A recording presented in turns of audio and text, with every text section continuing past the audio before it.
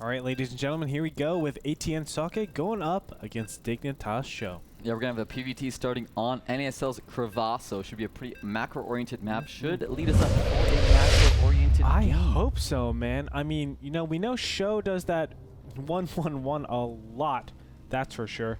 But, you know, Socke is definitely a player that we've seen in the NASL Season 2. A little bit more cheesy.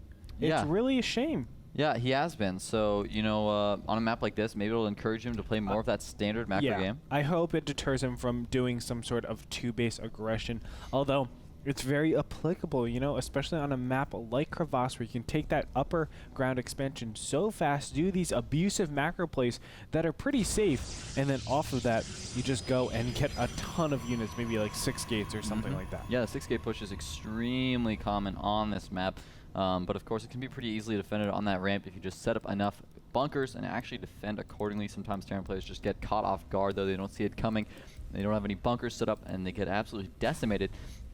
But you know what? We'll have to wait and see. Are we going to see that, you know, Command Center first, the Nexus first? We have seen that quite a lot in PvTs on this map. But, you know, it's sometimes players will just go ahead and get that barracks first, maybe the gateway first, play it a little bit safe.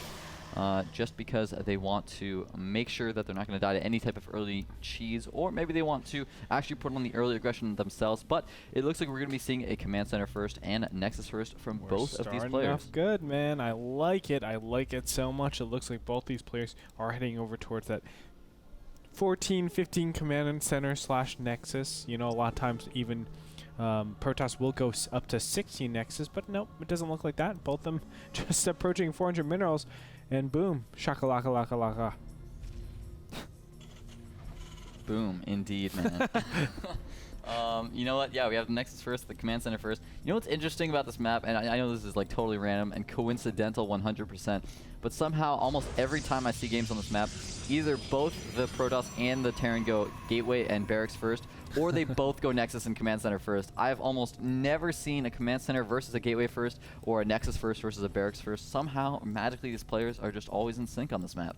Apparently, man. I mean, that is pretty crazy, because this is a map where there's a lot of variations in that early game build. Yep. You can do something like a fast teching, and just know that the metagame is, oh, you're going to go for an expansion-based thing.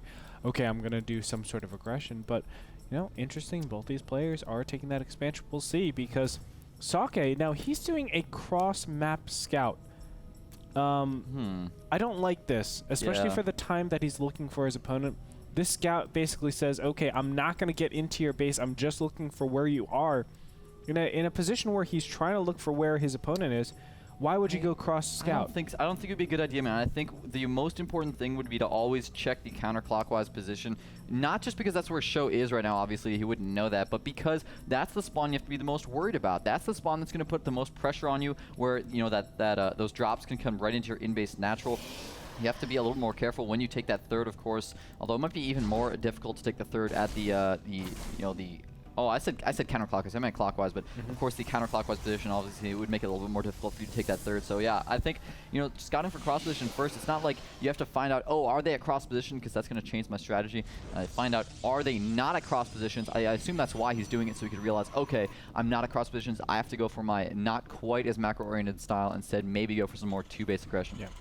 And look at this. He will find his opponent last. It looks like the probe isn't even able to get in there and see anything that's going on. So Sjow knows his opponent has fast expanded, whereas Socke has not found out that Sjow has fast expanded. That gives a huge advantage, actually, to Sjow. It sounds kind of weird, but whoa. Okay. Socke throwing down a robotics facility. That is pretty risky. You know what? I think it's pretty understandable, because right now he's playing literally 100% in the dark. He hasn't even seen the barracks on the ramp. He has absolutely no idea what Show's doing. It is a little bit risky, because obviously if Sjow were going for some type of one-base all-in here, Socke could be in trouble. You know, if he's not going for the one-base all-ins, we'll help him out so you can actually figure out, you know, that scouting information, figure out when is Sjow taking those additional gas geysers, and he does already have 3 gas on the way. When is he taking those additional barracks? Is he going to take that quick factory, or is he just going to stay on, you know, some early tech labs to get those upgrades for his infantry? It's really important to figure out. Yeah, I mean, I understand that, but at the same time, it offers no defense for the next minute or 2 minutes. So if there was that one base pressure or even some sort of fast expansion going up to 5 barracks, you would have a big problem. Of course, Show's not doing that. Maybe he's just playing to his opponent. Sjow isn't really known for cheesing his players that much, although the 1-1-1 is pretty applicable to him. Yeah, it definitely is. But of course, it's been falling just a little bit out of style with 1.4, and of course, immortal range being increased. Oh, yeah. So it does help out just a little bit. We are going to see Socke going for the completely standard play so far. 3-gate robo out of an expansion is just what everyone does. Ooh. Oh, but look at that. He's going to throw down a Twilight Council right after those additional 2 gateways. That is not too normal. Are we going to see Dark Templars coming out, or is this just going to be upgrades? Or there's a couple different ways you could go about this. You could go DTs. Now, the benefit of going for DTs with this type of a build is you can get the Warp Prisms since you also have the Robotics Facility. So you can drop those DTs right into your opponent's base if they only have a turret maybe at their natural. But you know what? I think it would be just a little bit more common to see him, you know, go up to either Blink or Charge. We'll have to see. Of course, Charge would be with that +1 armor. Blink would be with that +1 weapons. So we'll have to just wait and see. We are going to see a Forge getting put down. He's just going up to 4-gate robo plus Twilight Council and a Forge. So overall, this is, I mean, it's not the most standard build order, but it is very standard play from Socke. Yep, and look at that. Actually, Blink is coming out for him.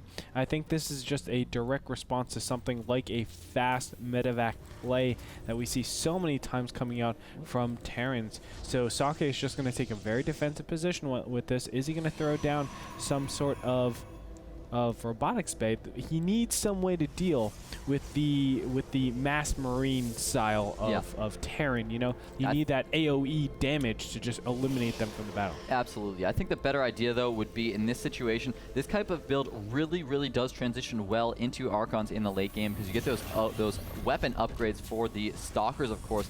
The reason you don't want to get armor upgrades, by the way, for Stalkers is that you're always trying to keep them on their shields, use up those shields, not actually get into the hull damage, so armor not actually going to affect anything there. So it is a smart move to get that weapon upgrade so your Stalkers are just doing more damage. You're always going to try to blink them away before they get into the hull damage, as I already said, but you know, that'll just allow him to have Archons later on. Since he already has the Twilight Council upgrade, you can just get that Templar Archives, and those upgrades are going to help him out quite a lot. But of course, he could be in some trouble before he gets set up because he's actually moving out right now, and this is a terrible time to move out because Sjow is actually moving forward for the aggression. He's going to try to take his third right now, Socke, but he's really relying on these sentries for defense right now. 4 sentries are the bulk of his army, essentially. That's what he's just relying on, and if Sjow moves forward for some attacks in a big choke point where Socke can't rely on those force fields as much, it could be a little bit of trouble for him. Yeah, Socke should be able to realize, though, that this is just feigning a little bit of aggression, trying to take map control. I don't think Sjow has any indication of knowing he can actually press on his opponent. You can see a lot of sentries over there, Stalkers, but I don't know if Sjow can actually push in. I think it would be a good idea for him to do it. He sent one Marine and he saw the Nexus, so he knows that the third base is already on the way from Socke, and it's a dangerous, risky position to hold. So he already does have Stim done. I think he's going to go for the engagement. You might want to wait for combat shields, though. He baits a couple force fields. Nice job. Only loses 2 Marines for 150 sentry. Not actually more, 225 sentry energy. There was actually a Guardian shield there as well, but he definitely wants to wait. He has combat shields coming up in about 15 seconds, but we're going to see the engagement coming forward from Socke. Oh no, he misses the last force field again, and it looks like Sjow is just going to escape here, but combat shields is 5 seconds from completion, so he's going to move forward for the engagement. This might not be the best thing for Socke, but he keeps throwing away sentry energy every single time. Yeah, and I think he overstepped himself. There's additional force fields that go off just for the retreat. He tried to pick off another medevac. He was able to get it, but look at how many medevacs there are still left. 4 medevacs. There could be a huge drop going in the back if Socke chooses to do so. There's a lot of position, and with only 100 supplies, Socke really spreads himself thin. He needs a unit like the Archon, like the Colossus, that can just stick in a place and say, you will not drop. Yeah, and he is going to go up to Colossi now. The first Colossus is on the way. We're going to see a quad drop coming in from Sjow. Socke a little bit out of position with his army there, but he sees this coming, and he's going to move his army over there. Nice blink forward. He's going to try to target fire down the medevacs. He gets 1 medevac. He's going to get the second one. No, he does not. There are too many units here from Sjow with this quad drop for pure Stalker to deal with, so he's going to have to bring his entire army. He's now defending with probes as well, but he's just losing the probes, and it looks like we might just see Sjow try to escape, but it's a bad idea. There's the blink, and he's going to lose all of these medevacs. Why would he do that? Oh my god, what a huge, terrible mistake from Sjow. Just like that, Sjow was in an advantage, and then he lost all of his units. Still, he did do enough damage, in my opinion. Look at that, 52 officers, 251. Sjow has his third up and running. It looks like barracks being plopped down. So even though he did you know, kind of just negate that entire pressure. He is looking really good economically. Looks like supplies go to Socke. You know, it's actually tough to say who came out of that. Regardless, that was a very silly move by Sjow. Yeah, it was, unfortunately. You know what I would really like to have seen him do, though, is take out these destructible rocks. He even left some units that were sitting there, and they were just doing nothing all game long. Might as well take them out and open up that attack path so he can move straight into Socke's natural. One of the biggest benefits of going for that type of quad drop is that, you know, Socke is going to bring his entire army into the natural to defend. So if he just runs some units in, he could actually snipe the third from Socke while he's doing that. Socke didn't leave a single unit to defend, so it would have been a good move. Unfortunately, Sjow is just not utilizing these units quite as efficiently or quite as actively as I would like to see him.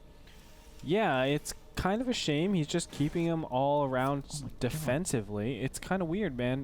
You know what I just noticed, man? He has no upgrades. There's 1-1 just now started for Sjow. That's actually going to put him way behind coming in the mid game. He's going to come forward for some aggression, perhaps. But of course, Socke already has 2-0 upgrades done, man. And he's got 2-1 on the way. So he's going to be way ahead on that upgrade count. And these Colossi are going to do so much damage. And he also has a Dark Shrine on the way, so perhaps going to gear up for some late game DTs here just to put some pressure on and force Sjow to play safe. Sjow actually doesn't have turrets at this third base. I'm checking around. Oh my god, he doesn't have turrets anywhere. Not in his main, not in his natural, not in his third. He does have one being set up at this fourth now. But you know, if Socke goes ahead and gets a Warp Prism and sends those DTs into the main, then Sjow could be in some trouble. Look at where Sjow is actually expending. This is such a bold move, trying to get this command center on the directly in between their bases.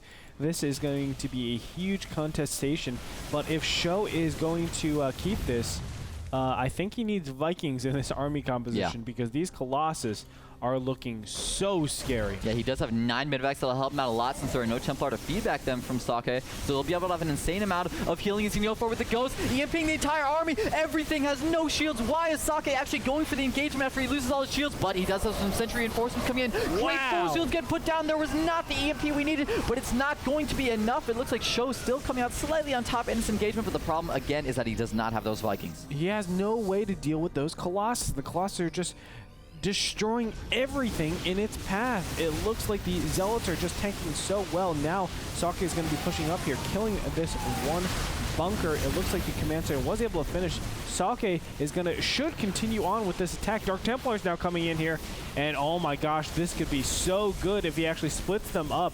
This is gonna really force all the units all over the place. It looks like scan does go down. But where are the rest of the Dark Templars? Yeah, I don't know, man. They're running around, staying with that army so you can send him in one at a time after the scan dies. He only has 2 Vikings, but one already went down. Oh, not a good position for Socke. He's getting actually stuck in a corner now. Sjow with a nice surround. I don't know if it'll be enough, though, because yet again, he doesn't have a way to deal with these 3 Colossi. So he's losing his entire infantry force in a very inefficient engagement. On top of that, that upgrade is doing so much. Look at Socke's upgrades. 2-1 now to Show's only 1-1. Actually, his 1-1 just finished, and it looks like now finally able to back away all those units. Somehow or another, Sjow is able to stay alive in that engagement. I think 100% of the reason he won there was positioning. Socke walked himself into possibly the single worst position to engage in that entire area there. Walked himself into a corner where all of his units were stacked up, taking a ton of damage, as well as, you know, allowing Sjow to just set up a really nice arc. He did have some DTs in there, but they weren't enough. Sjow was able to scan.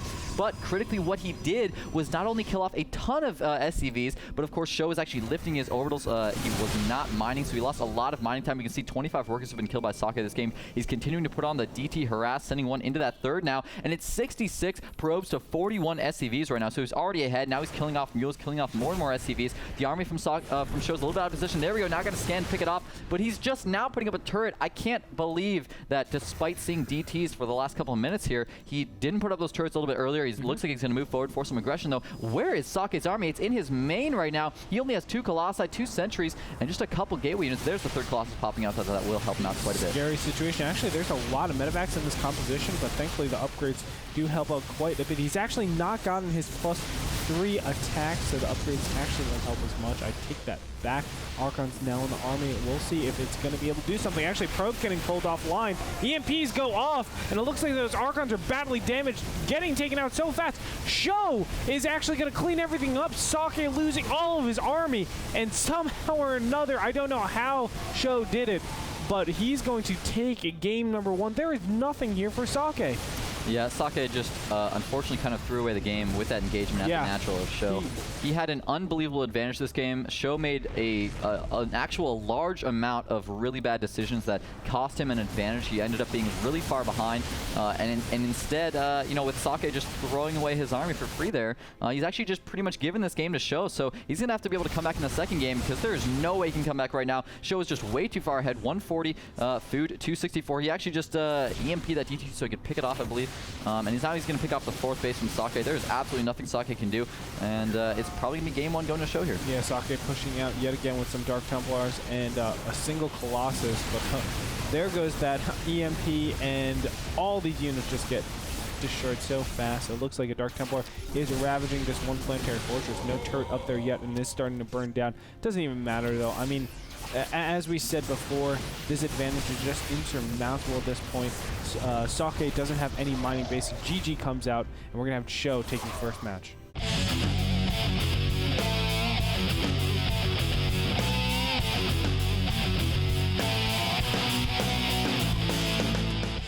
So the upgrades really gave Socke such a huge advantage. That 2-0 upgrade that we saw, the lack of Vikings also gave Socke the advantage, of course, because his Colossus were that much stronger.